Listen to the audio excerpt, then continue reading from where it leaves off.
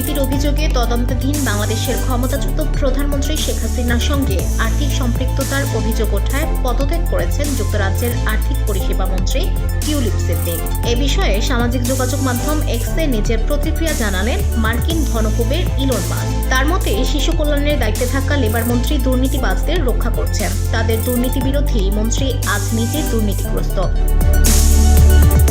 যদিও সিদ্দিক সব অভিযোগ অস্বীকার করেছেন, জানিয়েছেন সরকারকে বিভ্রান্তি থেকে দূরে রাখতে পদত্যাগ করেছেন তিনি।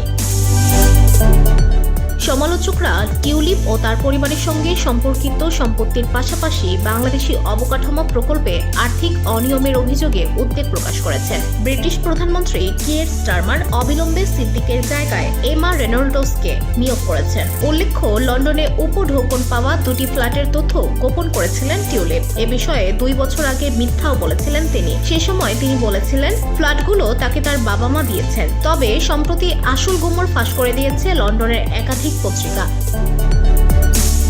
তাদের খবরে বলা হয়েছে টিউলিপকে ফ্ল্যাট দুটি দিয়েছেন তার খালা শেখ হাসিনার নেতৃত্বাধীন দল আওয়ামী লীগ ঘনিষ্ঠ 2 ব্যক্তি। তাদের মধ্যে একজন আবাসন ব্যবসায়ী আব্দুল মোতালিব এবং অন্যজন মঈন গনি। এই খবর প্রকাশিত হওয়ার পর থেকে পদত্যাগের চাপে পড়েন হাসিনার ভাগ্নি। অবশেষে নানা জল্পনা কল্পনার পর গত মঙ্গলবার মন্ত্রিত্ব ছাড়তে বাধ্য হয়েছেন লেবার পার্টি এমপি টিউলিপ।